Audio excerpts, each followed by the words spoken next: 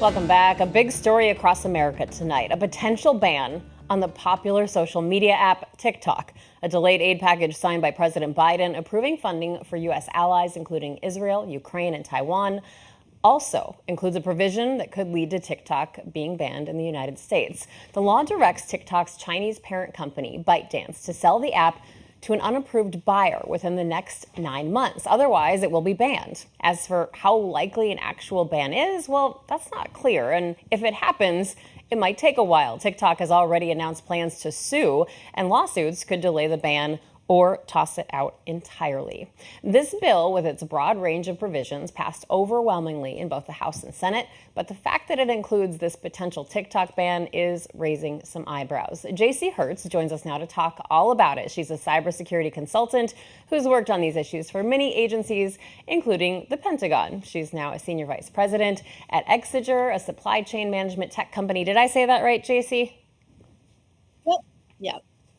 All right, perfect. So you've said here on Scripps News, thank you. You've said here that you support a ban because of national security. So for people at home tonight scratching their heads about this and why it could be a threat to national security, can you explain why you think it's such an issue? So in China, there's something called civil military fusion, which means that the government and corporations work together on their shared agendas. And when they don't have a shared agenda, they work on the government's agenda. So there's no real functional distinction in governance between what the government wants and what a corporation wants. So all the theater around, well, we would never give Americans data to the government, well, except if we had a secret order to do so, right? So this is essentially a company that, like all Chinese companies, could at any point become a state actor of a nation with which we have a competitive, in some points, adversarial relationship, which can both project and manipulate media impressions and gather information on U.S. citizens, including U.S. citizens who work for the U.S. government. So there's a bunch of problems in there. And this is what has led to this determination that it is a very severe risk, if not a threat to national security. So I want to get to that risk and that threat in just a second here, but I want to ask you first. We saw this get bipartisan support. Of course, it was attached to that crucial international aid. But we also saw bipartisan opposition with multiple lawmakers bringing up First Amendment issues. It's making a young progressive Democrat like Representative Maxwell Frost and a staunchly anti-government Republican like Representative Thomas Massie actually come together to oppose it on data privacy grounds. So if this is about broader data protections, why not push harder against American companies too? I know you just laid out this whole agreement between the government of China and their companies, but do you think we'll see that? I don't know. I'm sorry. I'm just trying to keep a straight face around, like, Chinese government influence corporation and privacy, because this is a surveillance state. So, I have to work very hard to control my face around that. I think the free speech is perhaps a stronger argument, but I think a lot of the opposition to the ban comes from this reality that we all know, which is that TikTok is an exquisite platform for influence operations, and that includes political influence. So if you have a lot of followers and you've spent a lot of money on the social media managers who are getting you a lot of traction on TikTok as a politician or as a brand ambassador or whatever you are, you don't want it to go away because you can monetize it. You can monetize it for fundraising for politics. You can monetize it in all kinds of ways. You can get votes with it. So it's very effective.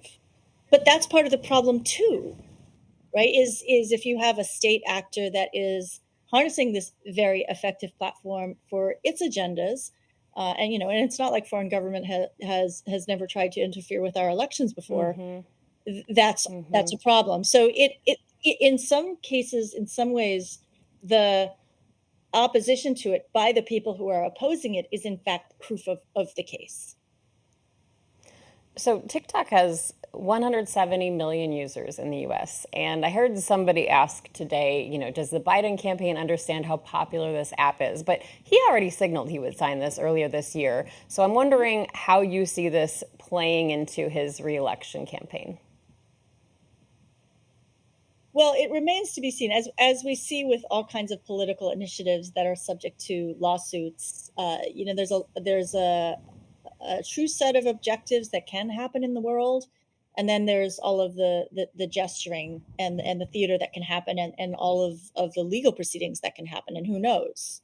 So it's a question of risk and calculus in all politics on all sides. What is the cost of doing this? What is the risk of not doing this?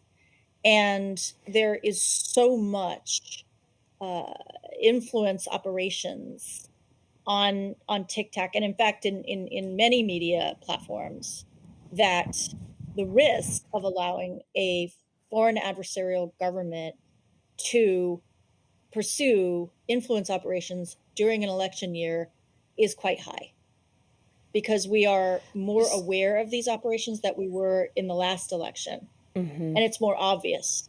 And there's a political cost there if you allow that to persist as the president of the United States.